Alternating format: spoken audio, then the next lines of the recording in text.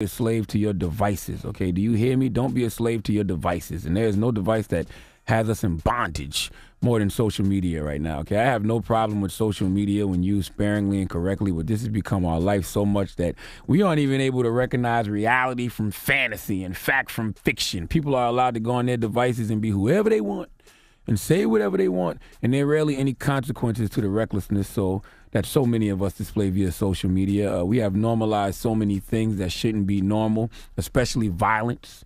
I saw when TMZ reported this young brother, Xxx Tentacion, had been shot yesterday, and I don't like to watch things like this, but I got a glimpse of this video, and I saw his what seemed to be lifeless body, and all I saw was a bunch of donkeys standing around filming this man instead of calling 911. Now, I know we live in Generation Numb, and the reason we are numb is because of what I said earlier. We see so much BS via social media that we have normalized things that aren't normal, and that's a very important thing to note. Just because something that's normal is normalized, just because something that's not normal is normalized doesn't make it normal.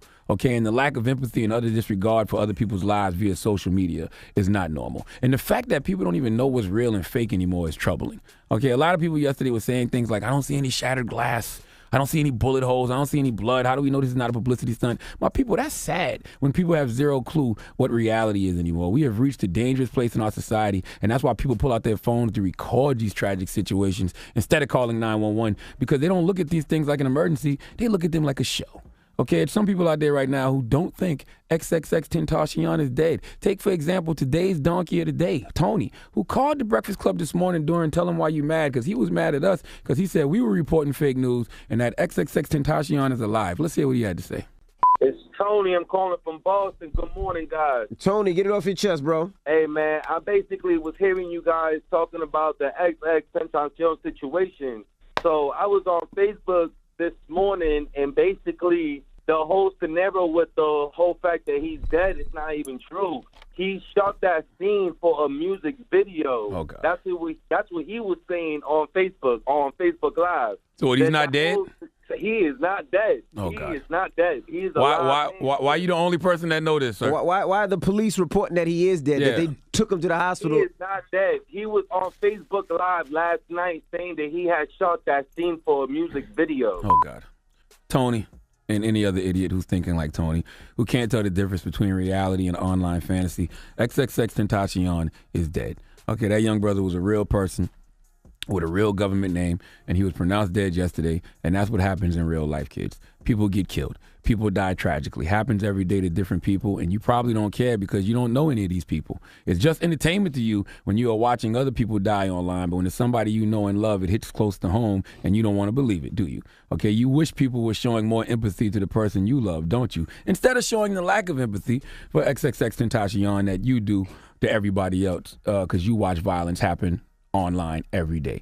I need you all to snap out of the matrix. Okay, poor Tony that called in this morning is still living in the matrix because he still thinks the brother Xxx Tentacion is alive. I don't know what he's talking about, and basically I don't care. All I care about is this being a wake-up call for all you young men and women. Look, I'm not here to judge that man, Xxx Tentacion.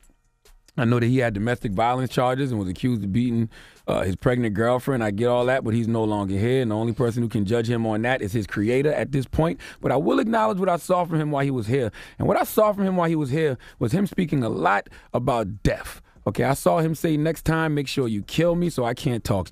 And I saw this video circulating online yesterday. Let me hear what he had to say. Worst thing comes to worst, I die a tragic death or some shit, and I'm not able to see out my dreams. I at least want to know that the kids perceived my message and were able to make something of themselves and able to take my message and use it and turn it into something positive and to at least have a good life. If I'm gonna die or ever be a sacrifice, I want to make sure that my life made at least 5 million kids happy, or they found some sort of answers or resolve in my life. He definitely died tragically. And I believe in Proverbs 18:21, which is the tongue has the power of life and death.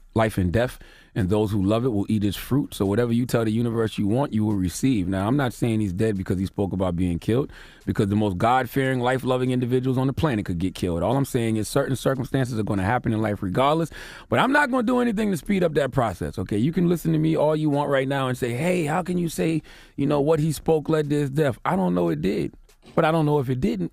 So I'm encouraging everybody to speak life and not death. Interesting, we are having this conversation now because when Snoop was here, when was he here? Last month? He spoke on the power of the tongue. In particular, when he was fighting his murder case. These words Snoop spoke here on the Breakfast Club last month were powerful, but they went over some heads. But they are very timely now. Let me hear it. Because when I wrote the song, I didn't have a murder case. And it just made me feel like my pen created this. And I look back at all of the rappers that was writing about death. They all dead. And it's our pen, it's what we was writing. I hope I live to see 21 and blah, blah, this and that. And I know I ain't gonna make it, and death around the corner, and I'm ready to die. And that's the era we come from, to prepare ourselves for death. So I started writing life after that.